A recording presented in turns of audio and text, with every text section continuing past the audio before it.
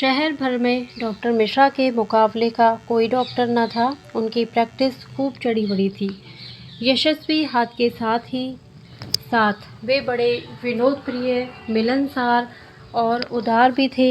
उनकी प्रसन्न मुख और उनकी उत्साहजनक बातें मुर्दों में भी जान डाल देती थी। रोता हुआ रोगी भी हंसने लगता था। वे रोगी के साथ इतनी घनिष्ठता दिखलाते कि जैसे बहुत निकट संबंधी या मित्र हो। कभी कभी तो बीमार की उदासी दूर करने के लिए, उसके हृदय में विश्वास और आशा का संचार करने के लिए वे रोगी के पास घंटों बैठकर न जाने कहाँ कहाँ की बातें किया करते। इन्हें बच्चों से भी विशेष प्रेम था। यही कारण था कि वे जिधर से निकल जाते, बच्चे उनसे हाथ मिलाने के लिए दौड़ पड़ते और सबसे अधिक बच्चों को अपने पास खींच लेने का आकर्षण उनके पास था उनके जेब की मीठी गोलियां, जिन्हें वे केवल बच्चों के लिए ही रखा करते थे। वे होम्योपैथिक चिकित्सक थे। बच्चे उनसे मिलकर बिना दवाई खाए मानते ही न थे, इसलिए उन्हें सदा अपने जेब में बिना दवा की गोलियां रखनी पड़ती थी। एक दिन इसी प्रकार बच्चों ने उन्हें आ घेरा। आज उनके तांगे पर कुछ फल और मिठाई थी, जिसे डॉक्टर साहब के एक मरीज ने उनके बच्चों के लिए रख दिया था।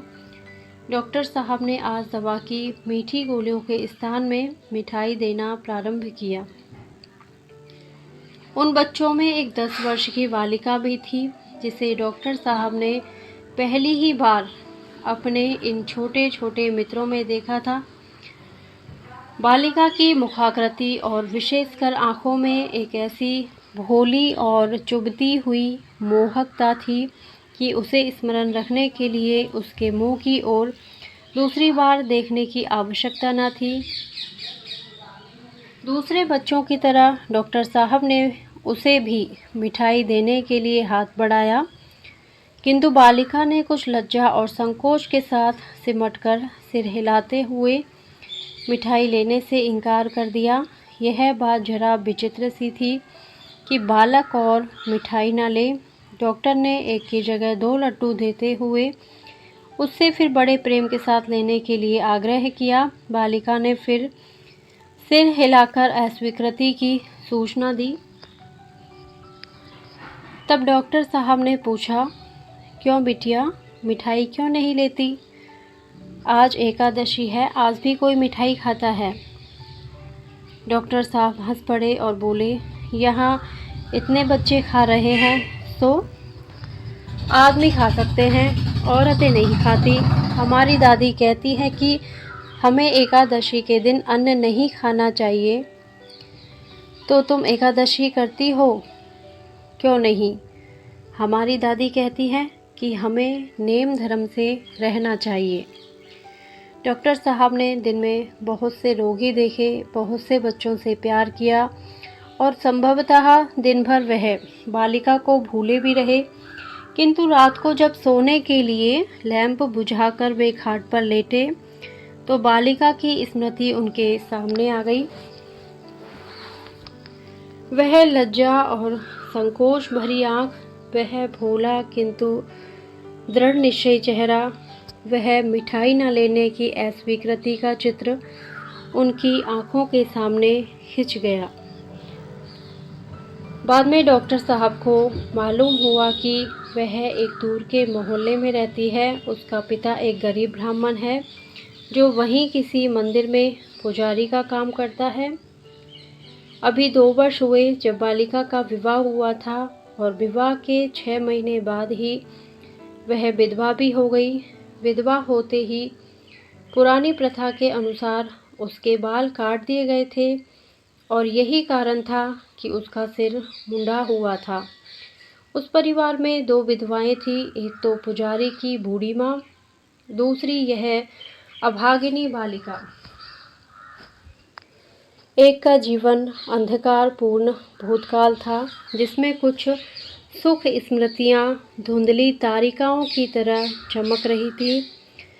दूसरी के जीवन में था अंधकारपूर्ण भविष्य। परंतु संतोष इतना ही था कि वह बालिका अभी उससे अपरिचित थी। दोनों की दिनचर्या 60 और 10 वर्ष की अवस्थाओं की दिनचर्या एक से ही संयमपूर्ण और कठोर थी। बेचारी बालिका न जानती थी कि अभी उसके जीवन में संयम और यौवन के साथ युद्ध छिड़ेगा। इस घटना को हुए प्राय 10 वर्ष बीत गए। डॉक्टर साहब उस शहर को अपनी प्रैक्टिस के लिए अपर्याप्त समझकर एक दूसरे बड़े शहर में चले गए।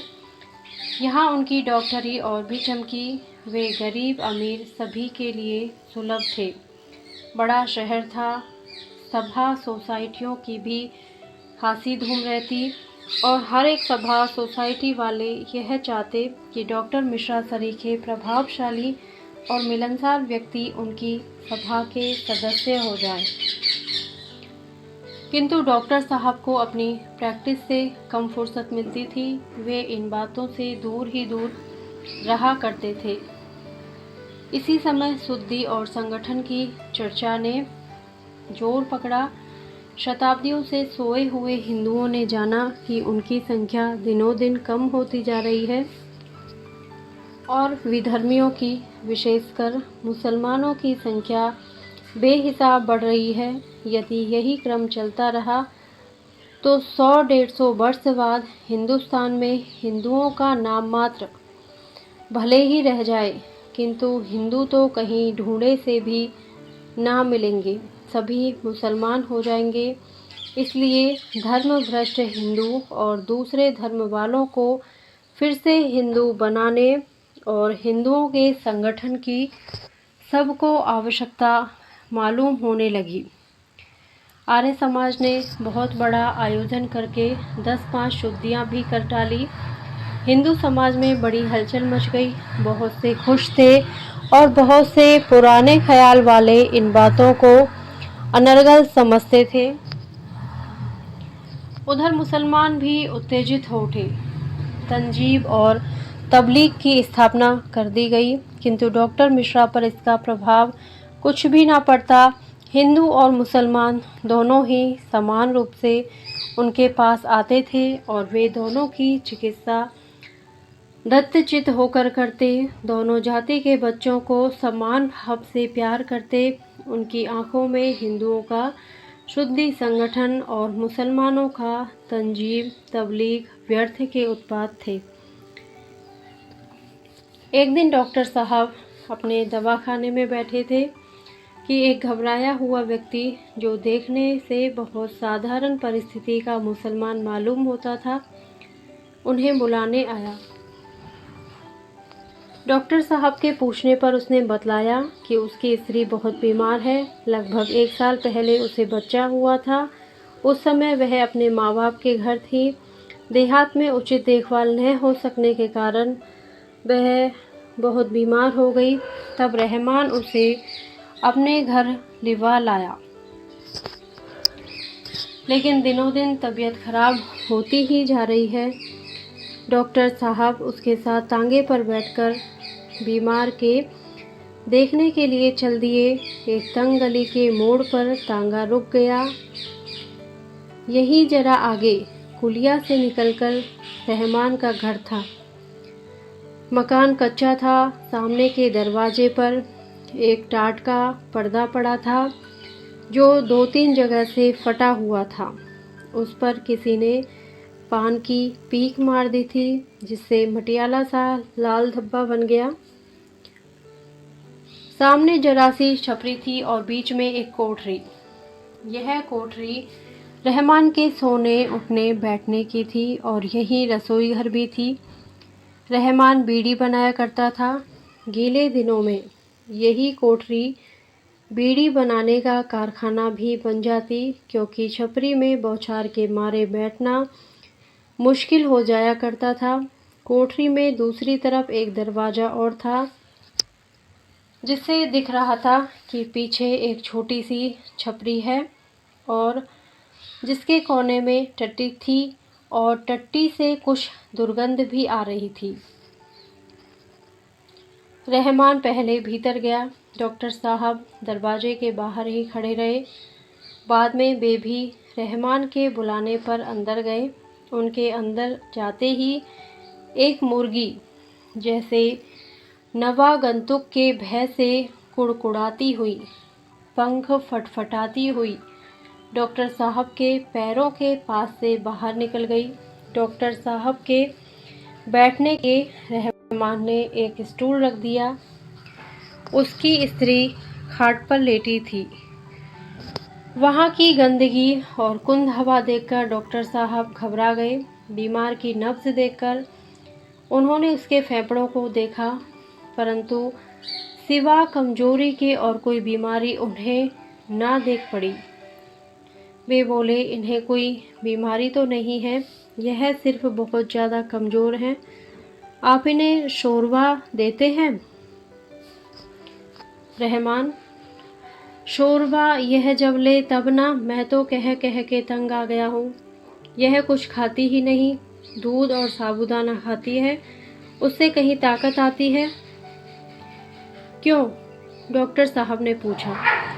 क्या इन्हें शोरबे से परहेज है? रहमान, परहेज क्या होगा डॉक्टर साहब, कहती है कि हमें हजम ही नहीं होता। डॉक्टर साहब ने हंसकर कहा, वाह, हजम कैसे ना होगा, हम तो कहते हैं सब हजम होगा। डॉक्टर साहब, इतनी मेहरबानी और कीजिएगा कि शोरबा इन्हें आप ही पिला जाइए, क्योंकि मैं जानता हूँ यह मेरी बात कभी ना मानेगी। डॉक्टर साहब रहमान की स्त्री की तरफ मुड़कर बोले, कहिए, आप हमारे कहने से तो थोड़ा शोरबा ले सकती हैं ना, हजम कराने का जिम्मा हम लेते हैं। उसने डॉक्टर के आग्रह का कोई उत्तर नहीं दिया, सिर्फ सिर हिलाकर अस्वीकृति की सूचना दी। उसके मुंह पर लज्जा और संकोच के भाव थे। उसका मुंह दूसरी तरफ था, जिससे साफ जाहिर होता कि वह डॉक्टर के सामने अपना मुंह ढांक लेना चाहती है। डॉक्टर साहब ने फिर आग्रह किया, आपको आज मेरे सामने थोड़ा शोरबा लेना ही पड़ेगा, उससे आपको ज़रूर फ़ायदा होगा। इस पर भी उसने अस्वीकृति सूचक सिर हिला दिया, कुछ बोली नहीं। इतने से ही डॉक्टर साहब हताश न होने वाले थे। उन्होंने रहमान से पूछा कि शोरबा तैयार हो तो थोड़ा लाओ, इन्हें पिला दें। रहमान उत्सुकता के साथ कटोरा उठाकर पिछवाड़े साफ करने गया। इसी अवसर पर उसकी स्त्री ने आंखें उठाकर अत्यंत कातर दृष्टि से डॉक्टर साहब की ओर देखते हुए कहा, डॉक्टर साहब, मुझे माफ़ करें, मैं शोरबा नहीं ले सकती। स्वर कुछ परिचित सा था और आँखों में एक विशेष चितवन, जिससे डॉक्टर साहब कुछ चकराए। एक धुंधली सी स्मृति उनकी आँखों के सामने आ गई। उनके मुंह से अपने आप ही निकल गया, क्यों? छलकती हुई आँखों से स्त्री ने जवाब दिया, आज एकादशी है। डॉक्टर साहब चौंक से उठे, विस्फारित नेत्रों से उसकी ओर देखते रह गए। उसी दिन से डॉक्टर मिश्रा भी शुद्धि और संगठन के पक्षपाती हो गए। धन्यवाद। यदि आपको ये कहानी पसंद आई हो तो प्लीज़ मेरे वीडियो को लाइक करें, शेयर करें और मेरे चैनल को सब्सक्राइब करें। Thank you.